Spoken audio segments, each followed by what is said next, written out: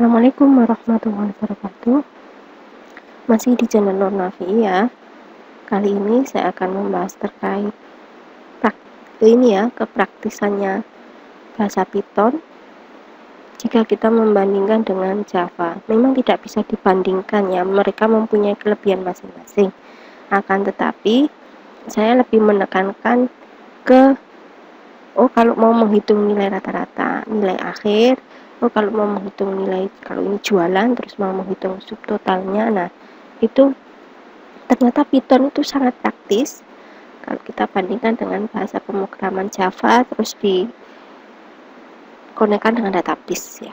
Jadi bisa dicek di channel saya Nur Nafi ya, mungkin terkait dasar-dasar bahasa pemrograman Python ataupun dasar-dasar pemrograman Java yang dikonekkan dengan database ya.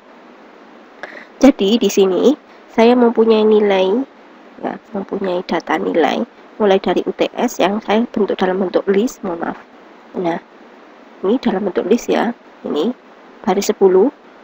Terus juga punya nilai UAS dalam bentuk list baris ke-11. Dan saya punya nilai tugas dalam baris 12 yaitu list juga. Nah, ini semua list ini akan saya buat dalam bentuk tabel. Jadi data frame itu sama aja dengan data tabel ya. Dimana nanti ada kolom UTS, ada kolom UAS, ada kolom tugas. Dari ketiga kolom ini kalau ditampilkan maka hasilnya akan seperti, nah ini ya, yang saya blok sebelah kanan bawah. Nah, yang saya blok ini hasilnya. Selanjutnya ini kan perintahnya print ya. Nah, selanjutnya kalau saya mau mencari nilai rata-rata dari TS, UAS, tugas, dimana nilai rata-ratanya berarti kan ini ya, baris 1 nilai rata-ratanya berapa yang saya blok, baris 2 nilai rata-ratanya berapa yang saya blok juga. Nah, ini kan baris ya, berarti bacanya itu data per barisnya dari tabel itu. Berarti caranya gimana? Langsung aja tabel ini atau data ini itu disimpan dalam variabel apa? Misalkan ini tadi saya simpan dengan variabel dikti ini ya, dikti ini, dikti. Nah, terus langsung fungsinya main, langsung kan mencari rata-rata itu fungsinya main. Nah, terus aksis ini digunakan untuk membaca per barisnya. Nah, terus yang ini itu tabel tadi ditambahkan ada kolom akhir. Nah, ada kolom akhir di mana nilai kolomnya, nilai dari kolom tersebut itu dari nilai akhir rata-rata tadi. Nah, selanjutnya terus saya print di mana fungsinya untuk menampilkan semua data yang ada di tabel dikti terakhir. Nah, akhirnya jadilah seperti ini yang saya blok ini ya. Nah, yang saya blok ya ini. Kalau sama tidak menggunakan simbol akis ini, maka dia akan menampilkan nilai rata-rata per kolom ya, per kolom. Dan nanti error, kenapa? Karena jumlah barisnya nanti berbeda akhirnya ya. Itu terkait nilai. Jadi ini kan intinya itu tujuannya mencari nilai rata-rata dari UTS, UAS ya, terus tugas. Nah, jika datanya sudah diketahui tidak diinputkan. Kalau diinputkan, sebelumnya juga ada di channel saya, di channel Nur Nafi ya, sudah pernah saya tunjukkan jika diinputkan berarti gimana langkahnya. Nih ya, jika diinputkan nilai langkahnya. Nah, ini yang saya blok. Nah, ini ya, yang saya blok. Jadi ini kalau saya running, misalnya ini saya copy sendiri, terus saya taruh di file baru. Jangan lupa ditambahkan pandas.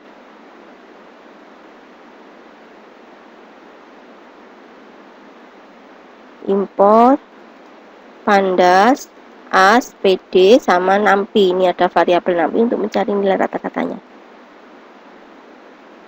Import nampi as np. Mungkin ada cara yang lain ya, ada yang cara lain. Saya kurang tahu. Yang jelas kalau kita menggunakan mencari rata-rata itu sebenarnya sudah ada fungsi main ini tadi. Nah, fungsi. Ya, kalau ini dengan data inputan, jadi kita menginputkan datanya. jumlah datanya ada berapa, misalkan 3 ya nanti dihitung. Ini kalau pakai inputan ya. Saya simpan.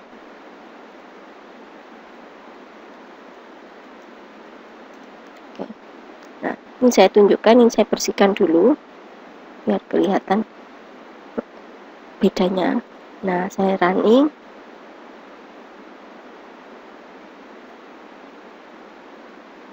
Maaf agak lama.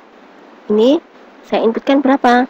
Misal saya inputkan 3 aja biar tidak lama. Berarti nanti nilai UTS-nya 3 kali, nilai UAS-nya 3 kali, tugasnya 3 kali.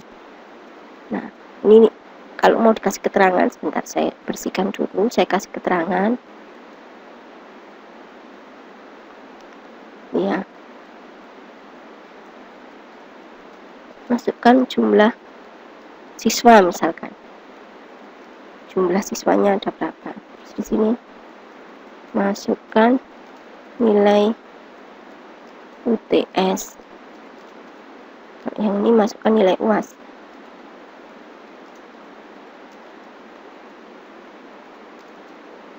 Terus di sini juga memasukkan nilai tugas. Nah, ya ini ya, silakan diperhatikan. Ini datanya itu nanti ada menghitungkan UTS, UAS, tugas. Sebanyak berapa kali? Sebanyak jumlah siswanya. Nah, terus ini tuh membuat diktionary-nya. Nah, diktionary-nya ini ya. Kenapa kok append? Ini kenapa kok append? Ya, biar dia bisa menambahkan setiap barisnya. Kalau tidak ada append nanti dia hanya terakhir yang dibaca, data yang terakhir saja ya. Jadi loopingnya ini sebanyak berapa kali? Sebanyak jumlah data siswanya. Terus append, fungsi append itu untuk menambahkan data. Ya, data yang dari nilai ini, semua ini nilai yang ada di sini ini yang saya blok ini ke list ini ya, list. Jadi dia nanti biar baca semua per barisnya. Ya. Saya running dari sini. Masukkan jumlah siswa misalkan 3, masukkan UTS 75, UAS-nya 80, tugasnya 85. Masukkan nilai UTS 60, 70, 75. Masukkan nilai UTS 80, 75, 85. Oke, nah ini nilai akhirnya, jadi dia akan muncul nilai rata-ratanya. Ini berdasarkan inputan. Kalau kita inputkan modelnya seperti ini ya. Mungkin ada cara yang lain ya, monggo silahkan ya. Monggo. Nah, terus kalau datanya sudah dalam bentuk list, maka langkahnya adalah, Nah, langkahnya adalah cukup seperti ini saja ya. Ini kan kita buat dictionary-nya, terus kita buat dalam bentuk tabel. Ini fungsi untuk membuat tabelnya, data frame. Nah, terus nanti ditampilkan. Nah, terus untuk mencari nilai akhir dari rata-ratanya itu langsung cukup seperti ini. Syaratnya nomornya enggak dipakai ya, nomor enggak perlu. Jadi biar dia bisa baca UTS, UAS, tugas saja, 3 nanti. Nah, terus dimasukkan ini untuk menambahkan tabelnya, ada kolom akhir. Tabelnya tadi namanya dikti, terus ditambahkan akhir. Nah, ini kalau terkait nilai.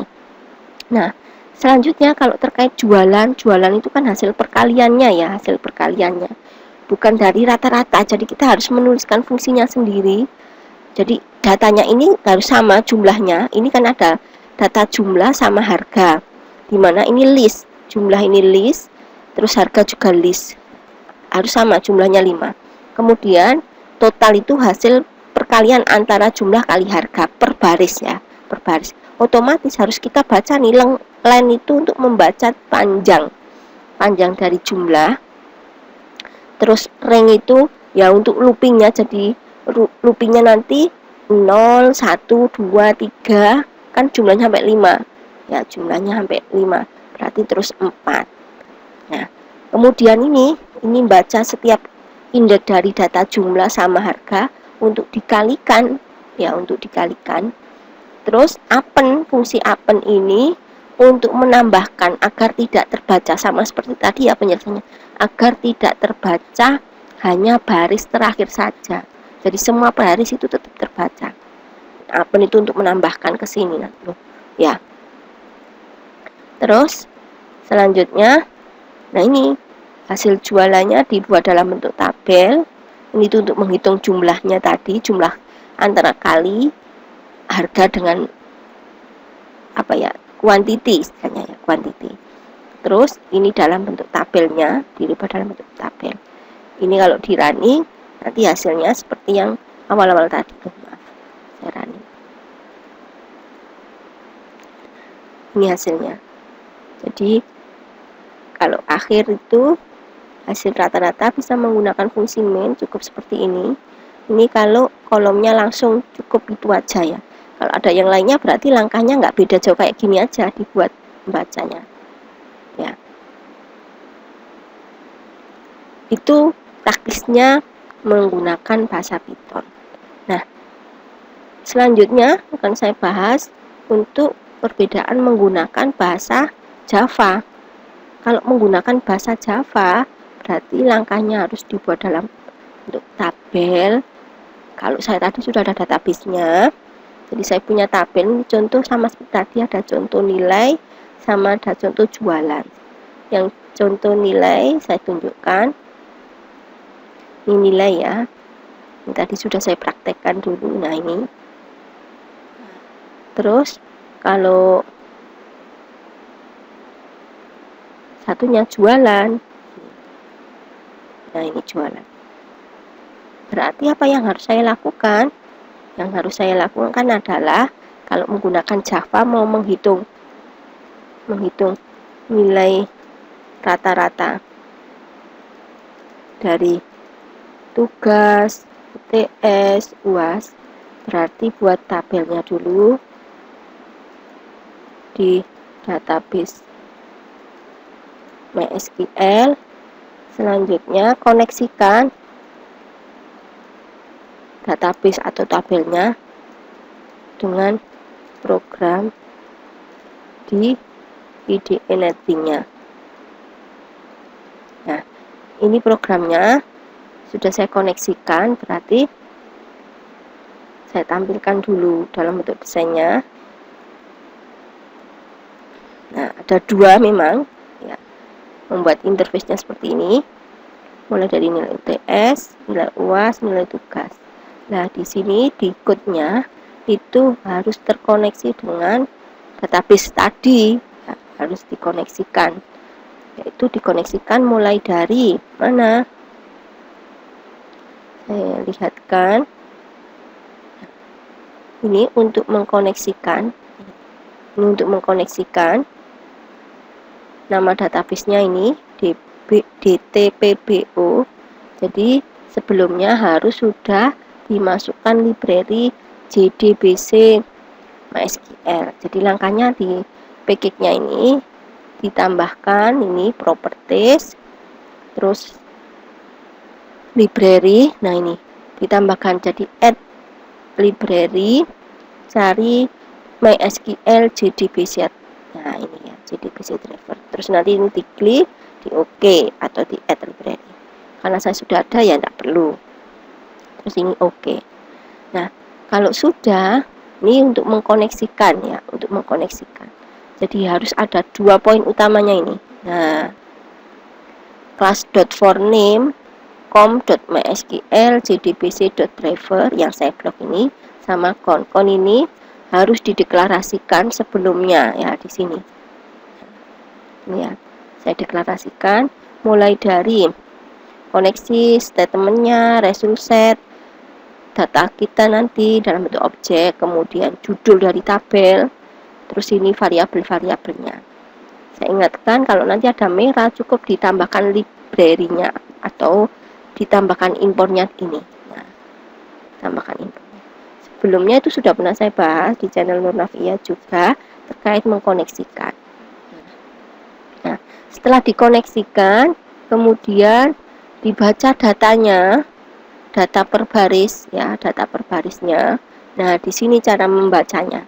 Ini ya di metode tampil. Langkahnya seperti apa ini? ini membaca koneksinya agar terkonek, kemudian kita membuat statement. Selanjutnya kita membaca tabelnya, nama tabel saya nilai. Terus ini itu untuk menampung hasil query tadi dalam bentuk kayak sejenis result set apa ya, sebuah set gitu. Terus dibaca berapa jumlah kolom, terus berapa banyak barisnya. Terus dari masing-masing baris dan kolom itu dianggap sebagai data tabel kita.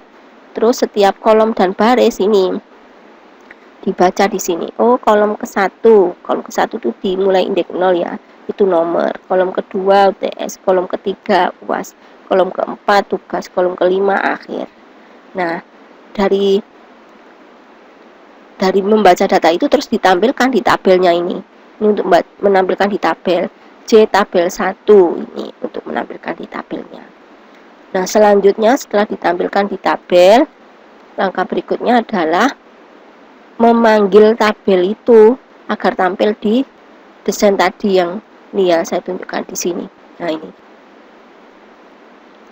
Jadi di situnya dipanggil, di bawahnya init komponen ini untuk fungsi, setelah di run langsung tampil di tabelnya datanya.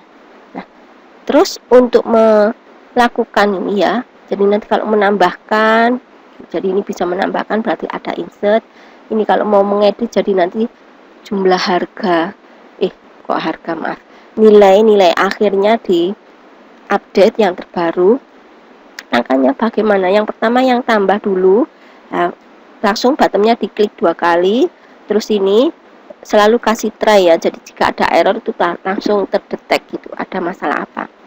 Nah, panggil masing-masing, jadi ini nanti kalau mau melakukan tambah itu berarti kita nginputkan dulu, ini tadi di bottom tambah ya, kita nginputkan dulu di text field 1, text field 2, text field 3. Nah, terus otomatis menghitung akhirnya loh. Lumayan panjang kan ya, ngambil dulu satu-satu, terus dibagi 3, ini rumus manual. Beda kalau di Python tadi langsung cukup pakai main. Nah, terus di insert itu dimasukkan ke tabelnya, nama tabelnya adalah ini nilai.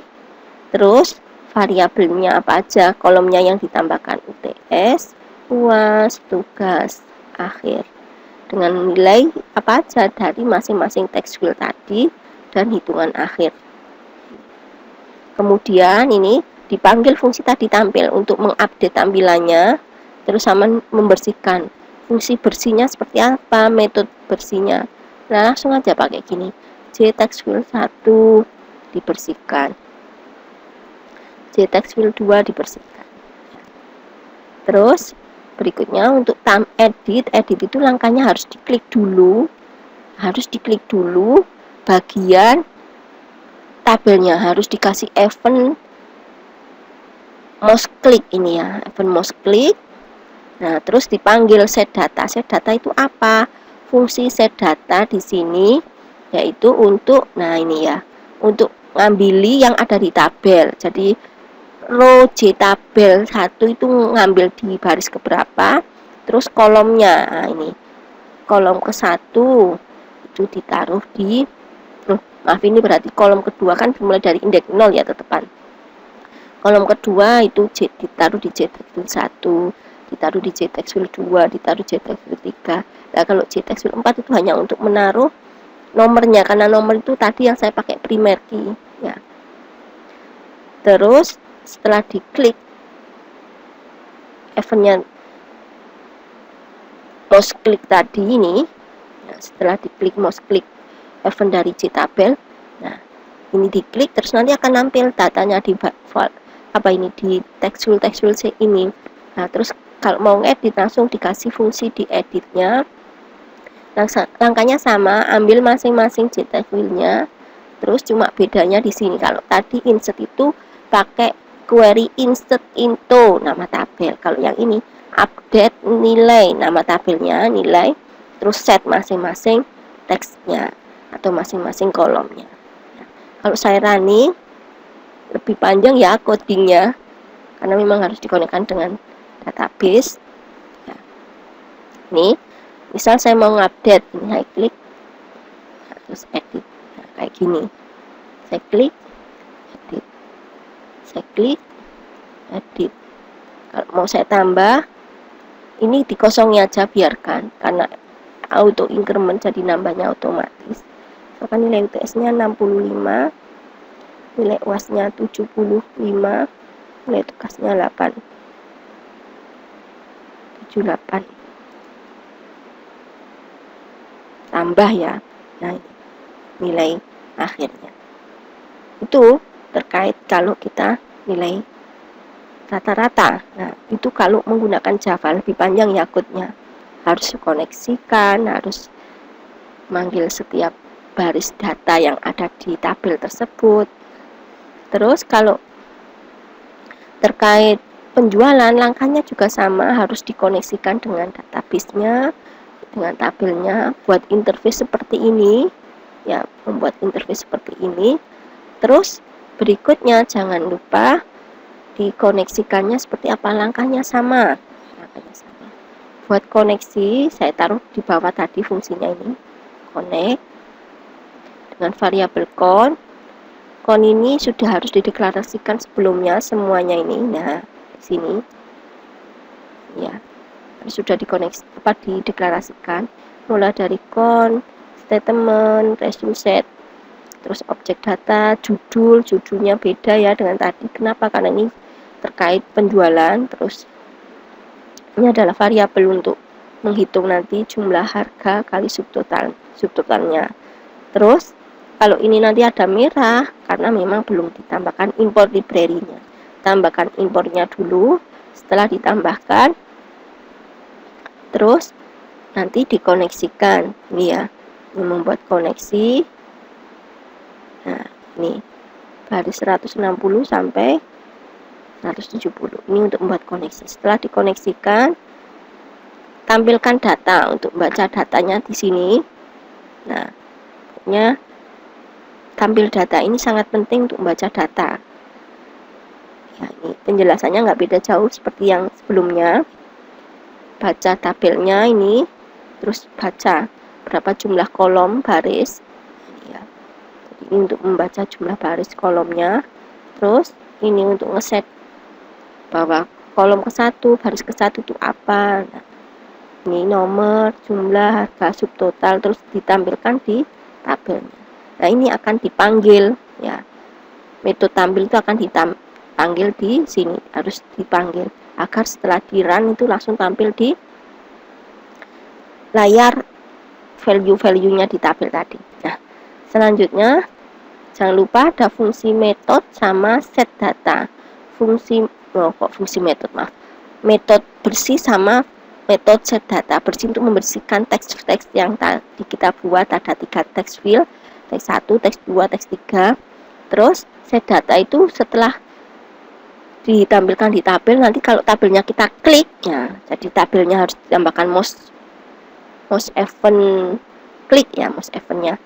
Nah, itu di situ kalau text field 1 itu ngambil dari kolom yang apa, text field 2 ngambil dari kolom apa. Jadi ini ngeset dari masing-masing klik yang di tabel, nanti terus ngeset di teksnya ya. Terus kalau mau insert, langkahnya klik tombol tambah, terus ini diinsertkan, jangan lupa dikasih try. Ini diambil dari masing-masing text field-nya 1, text field 2, terus ini. Nah, ini loh subtotalnya hasil perkalian. Terus selanjutnya dimasukkan ke tabel biar tabelnya nilainya yang tadi masih kosong berubah subtotalnya. Nah, ini terus ditampilkan. Yang bottom edit, langkahnya diklik dulu tabelnya, diklik dulu, terus nanti akan tampil di text field ini data yang ada di tabel, terus nanti baru di edit.